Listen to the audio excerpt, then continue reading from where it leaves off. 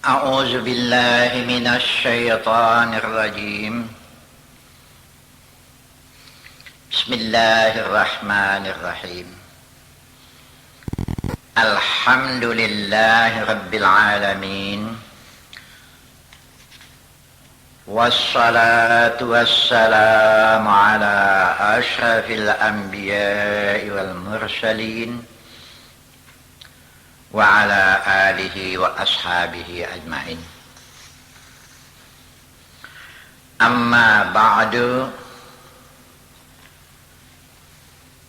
رب اشرح لي صدري ويسر لي أمري واحلل عقدة من لساني يفقهوا قولي. اللهم رب أدخلني mudkhala sidqin wa akhrijni mukhraja sidqin waj'al li min ladunka sultanan nasira. Rabbi a'udzu bika min hamazati syayatin wa a'udzu bika rabbi an yahdurun. Assalamualaikum warahmatullahi wabarakatuh.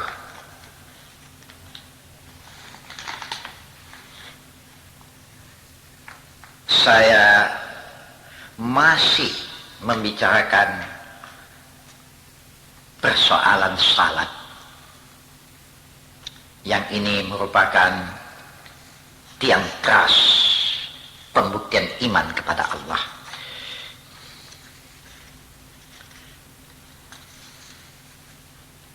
Apa akibat-akibat daripada orang yang tidak salat? Sebelum itu, coba nanti lihat surat Al-Ma'un. Barangkali ini semua hafalnya kita ini ya. Bunyi ayat itu, ara'aital ladzi yukadzibu bid-din fadzalikal ladzi yad'ul yatim wa la yahuddu ala ta'amil miskin fawailul lil musallin alladzina hum an salatihim sahun alladzina hum yura'un wa yamna'unal ma'un.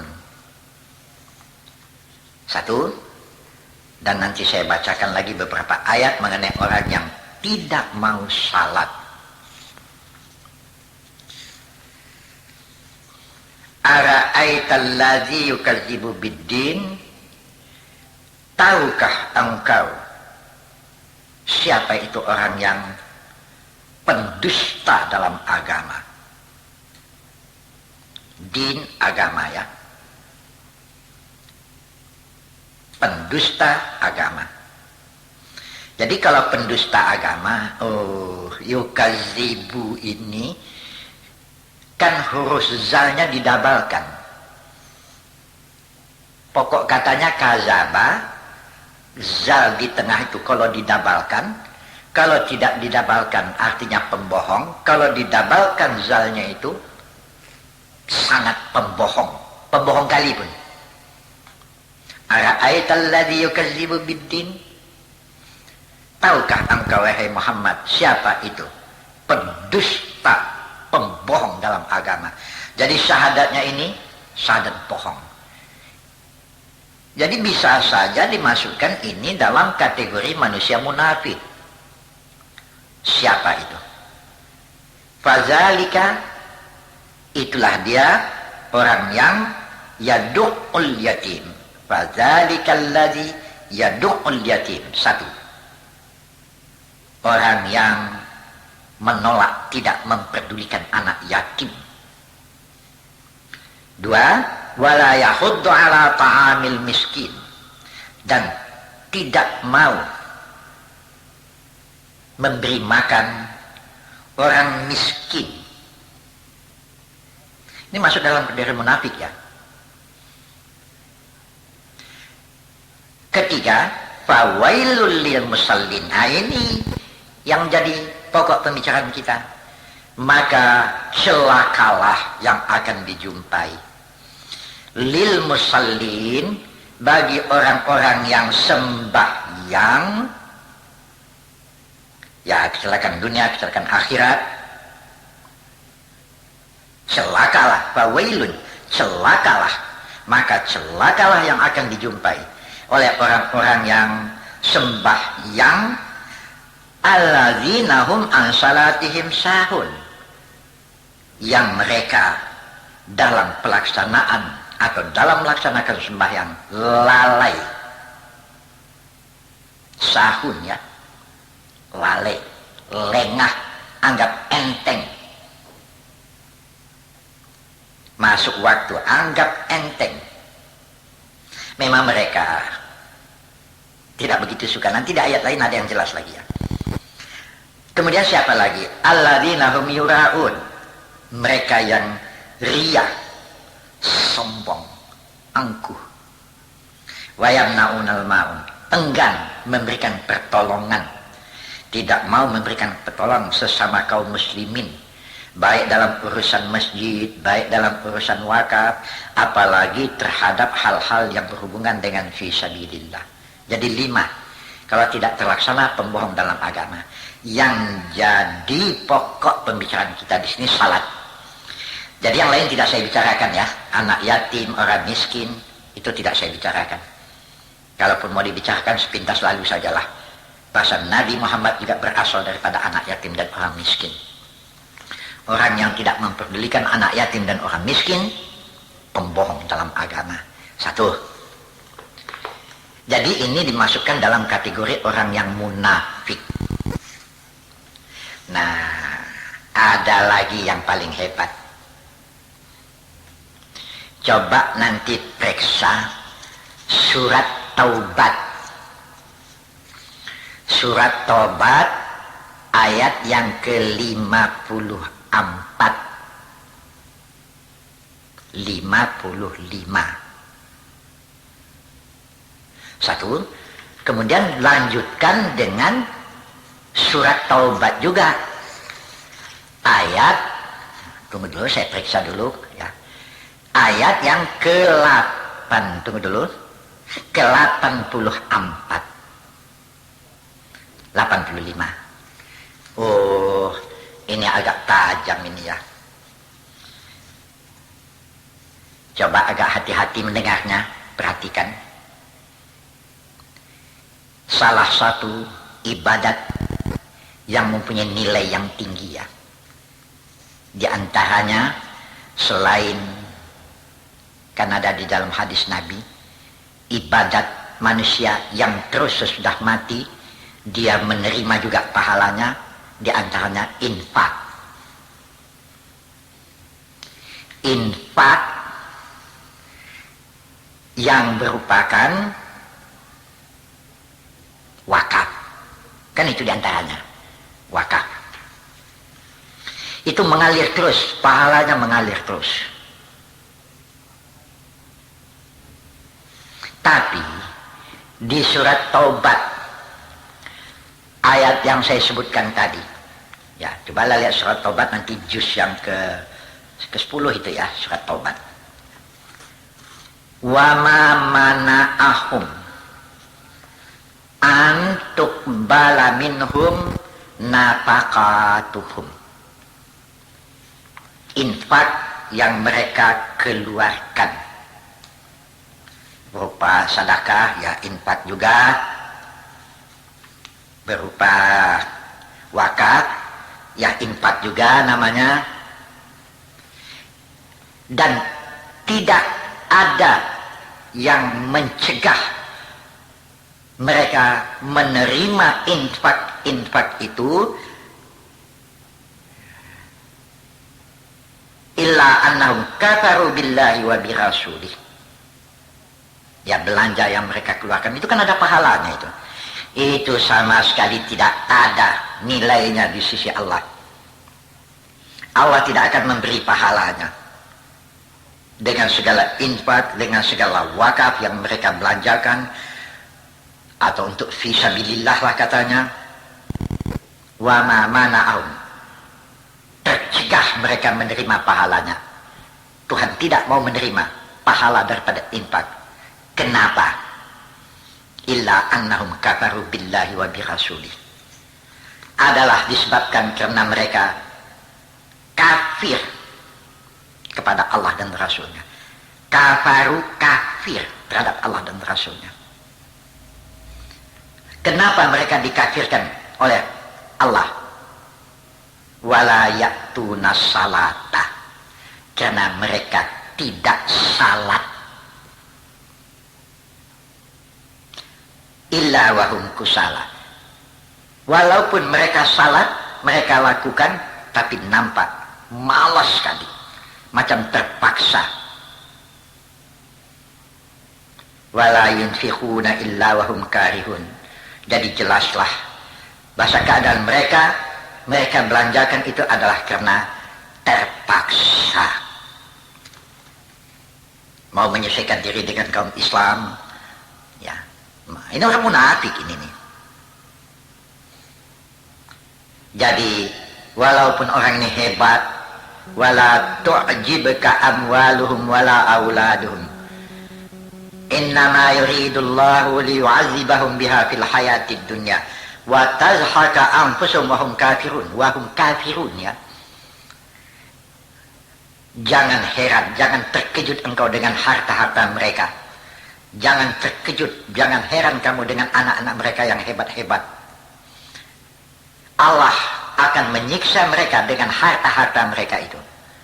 Di penghidupan dunia juga mereka akan menghadapi siksa itu. Dalam bentuk apa nanti kita bicarakan. Mereka adalah orang yang dalam keadaan kekufuran. Mereka, watazhaka anfusum di sini, hilang jiwa-jiwa mereka. Yang dimaksud hilang jiwa-jiwa mereka, ini mempunyai tafsir yang luas sekali, ya.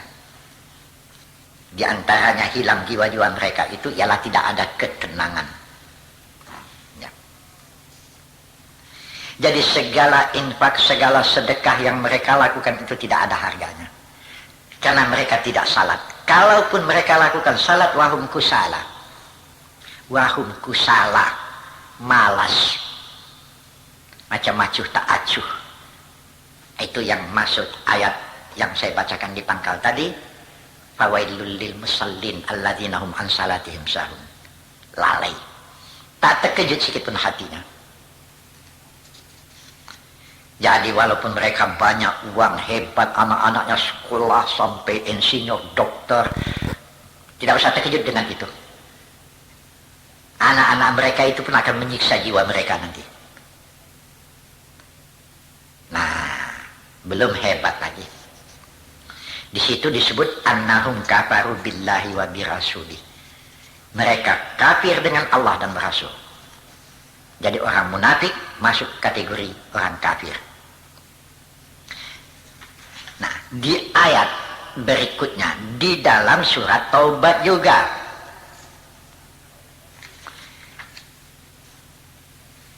Coba nanti lihat ayat yang ke-84, 85. Di situ dikatakan wala tusalli ala ahadim minhum mata abada wala takum ala kabrihi innahum kafaru billahi wa rasulihi wa matu wa hum fasiqun. Ayat yang ke-84. Innahum kafaru billahi wa rasulihi. Kata-kata innahum kafaru billahi wa rasulihi di ayat tadi juga kita jumpai. Jadi kalau di sini innahum, di ayat tadi berbunyi annahum kafaru. Kafaru. Mereka kafir dengan Allah dan Rasulnya. Di ayat yang sudah, kenapa mereka dikafirkan? Wala ya'tuna salata. Karena mereka tidak salat. Jadi orang tidak salat kafir. Di ayat ini mengatakan Kalau orang ini mati bagaimana? Mati dia. Wala tusalli ala ahadin minhum mata abada. Mati. Kalau orang-orang yang macam ini mati, la tusalli, jangan sembayangkan. Ya Allah, ngeri kita dengan ayat ini ya. Tapi mau tidak mau ini harus saya sampaikan ini. Wala takum ala kabri, antar ke kubur ya ditanam, masa enggak ditanam pula. Sedangkan anjing mati pun kita tanam. Kalau kita tanam anjing mati, ya kalau dipediahkan kan bisa menular penyakit, busuknya lagi jadi bangkai itu. Jadi tanam juga, sudah ditanam pulang. Wala takum ala kabri, jangan engkau berdiri di atas kuburnya, jangan didoakan, itu maksudnya. Kenapa? Innahum kafaru billahi wa birasuli. Saya perbaiki, innahum kafaru billahi wa rasuli. Karena mereka kafir dengan Allah dan Rasulnya. Wa mati orang ini masuk dalam kategori wahum fasikun. Mati sebagai orang yang fasik. Aduh, saya kadang-kadang menyampaikan yang macam ini berpikir, saya sampaikan tidak ini, saya sampaikan tidak ini. Terlalu tajam. Tapi dari satu segi pula, kalau tak disampaikan, manusia ini makin lengah juga, menganggap enteng saja persoalan. Padahal akibat-akibat yang akan diperolehnya mengerikan sekali. Yang pertama disampaikanlah. Kalau orang lain yang mati tahu kita, tapi ya kalau kita tahulah orang ini tidak sembahyang. Kalau datang berita si Fulan meninggal, kita tidak bergaul dengan dia. Tapi kita mendengar bahasa dia Islam. Tentu tidak kita tanyakanlah kepada keluarganya. Ya, entah anaknya, entah lakinya, laki kau sembahyang apa tidak? Tak wajib kita menanyakan. Dia Islam sudah, mati kita sembahyangkan. Tak usah kita tanya. Tapi kan kita macam jiran yang dekat, keluarga yang dekat, masa nggak tahu kita dia sembahyang atau tidak? Anak kita yang sudah dewasa, masa nggak tahu kita bahasa dia sembahyang atau tidak? Menantu. Wah, kalau sempatlah ini ya, entah menantulah yang mati, entah anaklah yang mati, atau mertua, tahu kita mertua tak sembahyang, mati dia. Tak disembayangkan, apalah kata orang, disembayangkan Tuhan sudah melarang. La tusalli ala ahadim minhum mata abada. Kalau orang ini mati, jangan sembayangkan. Aduh, betul-betul terjepit kita dalam soal ini ya. Tak disembayangkan salah, ya sudahlah, laha maka sabat alaiha maktasabat. Ya terserah sajalah. Sebab masing-masing pun di akhirat nanti, masing-masing ya kita nanti. Apa bisa ditebus? Coba lihat di dalam surat Nisa. Saya tidak ingat ayat keberapa, tapi maksudnya saja saya sampaikan. Kalau perlu nanti boleh kita cari ayatnya. Tapi saya tahu betul ini ayat ya. Walaupun engkau mempunyai harta yang bertimbun di muka bumi, sepenuh bumi, engkau tebus dengan yang sepenuh bumi hartamu itu, Allah tidak akan menerima sama sekali tebusan itu. Ditebus ya. Segala harta peninggalannya untuk membela yang mati itu semua diwakafkan. Kalau istilah sekarang dihajikan pula lagi. Bukan satu orang disuruh, 5 orang pergi menghajikannya. Tak jalan. Allah tidak terima ini sama sekali. Ya. Ini bisa dilihat nanti di surat Nisa ayat keberapa. Saya juga kurang belum saya periksa betul entah di mana. Tapi ayat ini ya boleh dilihat nanti. Ya. Sekali lagi nanti. Sabarlah. Jumpanya nanti ya. Tapi sabarlah. Tak bisa ditebus-tebus, tak jalan.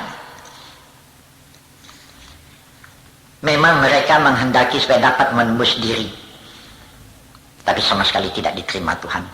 Doa orang yang mendoa pun tidak diterima.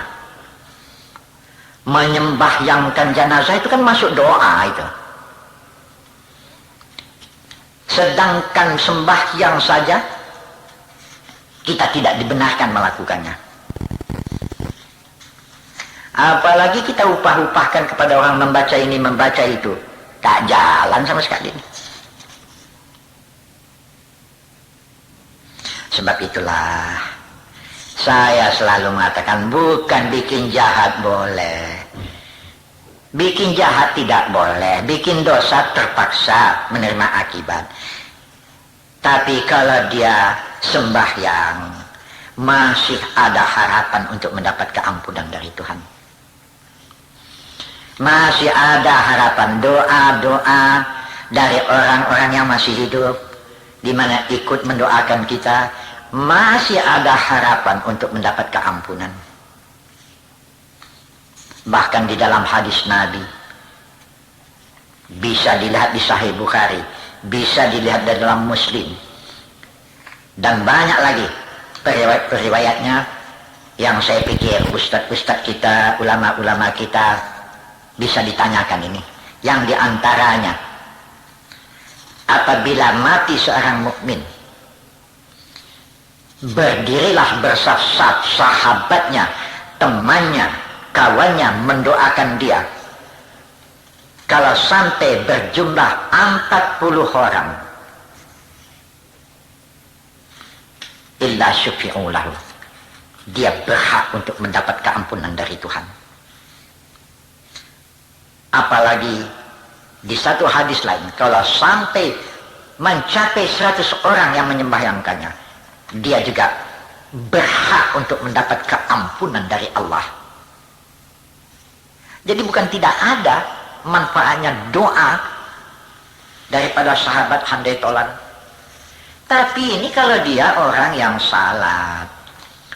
Kalau dia bukan orang yang salat, udahlah.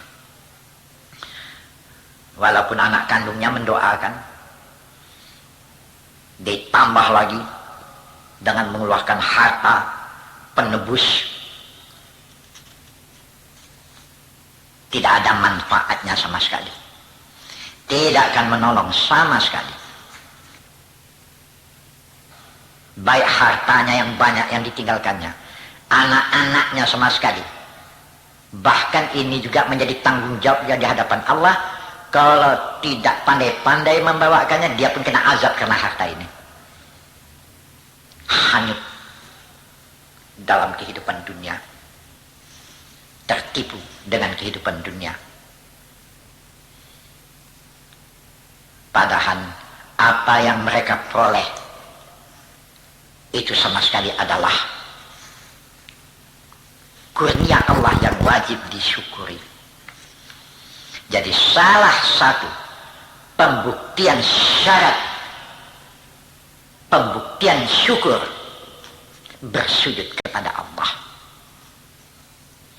Orang yang tidak mau bersujud kepada Allah, ini adalah tanda orang itu tidak tahu bersyukur kepada Tuhan.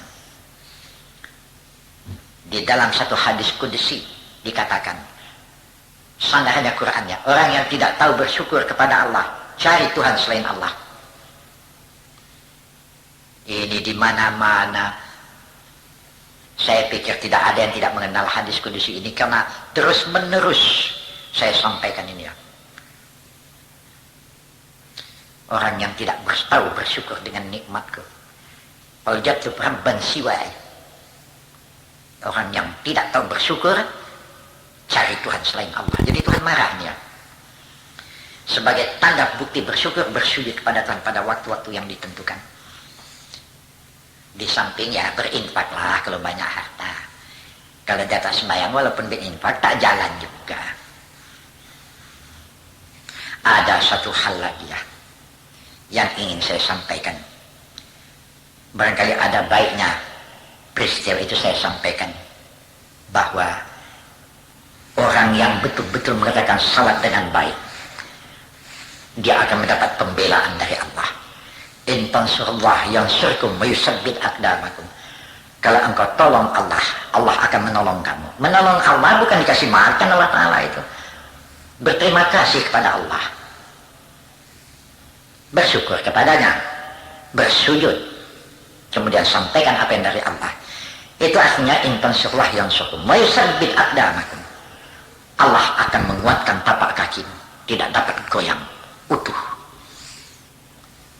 Ya, sejarah pengalaman saya ini insya Allah sebentar lagi akan saya sampaikan. Yang ini sampai di sini saja dulu. Assalamualaikum warahmatullahi wabarakatuh.